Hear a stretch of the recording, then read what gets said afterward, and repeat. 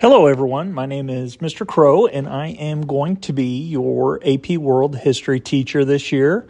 I would like to first start by saying I am so sorry that I am not with you on the first day of class. However, my daughter is moving into her dorm today at OU, and I had to weigh the decision about whether or not to be at school on the first week or have a once in a lifetime, experience as a dad helping my daughter move in. So I hope you forgive me. I'll look forward to introducing myself to you guys and meeting everyone on Thursday. But I did want to give you a little bit of overview and some information that you're going to need for this class the first day. So I have some slides to go through, and if you'll pay attention, there's some important information that you'll need, and then I'm going to turn you guys loose into a little activity here in a little bit.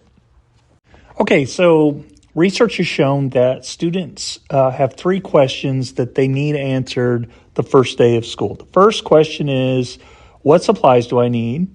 Second is, what is my teacher like? And the third question is, of course, what will I be studying? So first of all, what supplies do you need? In this class, you're going to need to obtain a 3 to 5 subject spiral, college ruled. This is where you're going to be doing a lot of your note taking. You're going to be doing some reading notes in this spiral. This will be a place where you can do some writing practices and activities. So you're going to need to have some kind of spiral for this class. I will check your spiral occasionally. I will check your reading notes occasionally. So that is a part of the grade for this class. You're going to need also every day, you're going to need to bring your Chromebook. Now, if you opted out of the Chromebook and you have your own device, that's fine, but you still need to be able to use Lockdown Browser and AP Classroom. And if your device does not allow for that, highly, highly recommend that you do the one-for-one Chromebook program that Frisco ISD offers. I think it's like only $20 to get a Chromebook if you do fill out the paperwork. So Chromebooks work. They're not the best, most powerful pieces of technology that you can do all kinds of video editing on and everything, but they work for what you need it to do in this class. You're going to need something to write with, obviously a pen. You're going to need pencils. I don't require this because I have extras in my class, but you're going to need some highlighters. We do some highlighting activities, particularly when we start doing our DBQs and our LEQs and our SAQs. A lot of our writing activities you're going to have a highlighter for. That's what you need in terms of supplies. So the second question that every student wants to know on the first day of school is, what is my teacher like? This will be my 27th year of teaching, 24th year in Frisco ISD. I've taught virtually every history class you can teach from 7th through 12th grade. I have a bachelor's degree in English and history from the University of Texas at Austin, a master's from the University of Texas Permian Basin, and I am currently serving as the instructional coach / department chair for the social studies department here at Liberty High School. I have been married since the late 1900s. I have two teenage children, actually an 18-year-old and a 20-year-old now. When I'm not teaching, I enjoy relaxing by reading historical fiction, fantasy, nonfiction. I enjoy dabbling in art. Here are some examples of my digital art and watercolors. I also like to play chess and do the daily New York Times puzzles on that app. If I'm not doing any of those things, I'm probably chilling with my two dogs, Charlie and Dory. And so that's it about me. And so the final question that every student has on the first day is, what will I be studying in this class? So we will go back all the way to the beginning of settled agriculture, which was about 10,000 years ago, and we'll start to look at the very first civilizations about 5,500 years ago. But relax, you do not have to know about every historical event and person and thing that ever happened in the last 10,000 years. we will be following the College Board's AP World History Modern scope and sequence with the units that they have conveniently divided world history into. Since this is a modern world history course, the AP exam doesn't really cover anything before 1200 CE, but we will, of course, because this is the state of Texas, and you're also required to learn these things in high school. We'll be studying the Greeks and the Romans and the rise of Islam and Christianity and all of those things that happened before the medieval period. So these are the units, these 9 units that you see here. The first couple will be, the later medieval, later Middle Age period, and we'll look at many different regions and areas around the world and what was going on. Then probably in the second 9 weeks, beginning of the second 9 weeks or so, we'll get into the early modern period, 1450 to 1750, with kind of the rise of European voyages of discovery and the connection of the Western and Eastern hemispheres.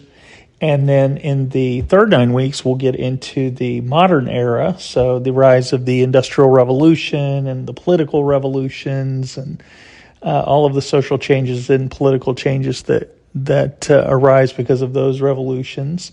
And then the last 9 weeks or so, a little bit toward the end of the third 9 weeks, we'll get into the 20th century, and that's where we will end the course. So there is a lot of history, but you do not need to know about everything that ever happened, just what the College Board has laid out for us. If you want to know more before I come and answer your questions on Thursday, there is a one-page handout that the substitute should be giving you today. So if you want to learn more, that's basically laid out there for you. You can always go to the College Board website, and I'll show you how to do that. Get to the course description, course and exam description. Speaking of the exam, please don't, make any orthodontist or doctor appointments on May 8th. That is when we will have our AP World History Modern exam. And if you stay in the class, we did pretty well last year. I think about 9 out of 10 kids got college credit. So if you're coming to class, participating, doing the readings, and working with your peers and with me, you'll be prepared for that test at the end of the year. Even if you don't pass the test, which is unlikely, but if you don't, college admissions officers would rather see that you have AP credits on your transcript versus regular course credits. That's more important to them than your GPA or your class rank, or even if you pass the AP exam, they want to see that you're trying to push yourself, and they want to see that you're prepared to do well at the post-secondary, in the post-secondary environment. Also, your parents may be glad, because the more AP classes you take in high school, the more opportunities you have to pass AP exams. And these are 3-hour credits courses mostly, and so you're saving a whole bunch of money, as you can see here on this slide, the whole bunch of money that you don't have to spend in college, and you can maybe graduate a little bit earlier or begin your master's or doctorate program a little bit earlier and come out of college with a little bit less debt. So the other thing about this class is that it is a college level course. So you will be treated as a freshman at the university level. That's the level of maturity and expectation that we'll have in this course. You will be expected to do some reading. There is some outside of class reading requirements. I don't assign more than, say, 8 to 10 pages every other day. So you might have a chapter a week or a chapter every week and a half to get through. And we don't read every single week throughout the year, but we will get through the textbook by the end of the course. So I've made a handy dandy reading calendar. I'll update it daily on our Canvas page. I'll also link the reading calendar on the Canvas page, so there's no confusion as to what your homework is. And you will be held accountable for that outside of class reading, as well as the content and the lectures and the activities and the skills and the writing skills that we'll be doing in class as well as part of your grade.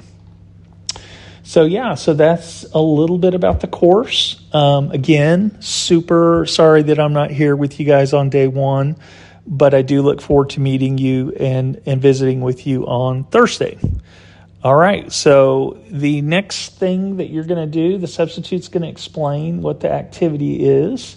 And I hope that you guys have a great rest of your day, and look forward to seeing you later on in the week. Bye-bye.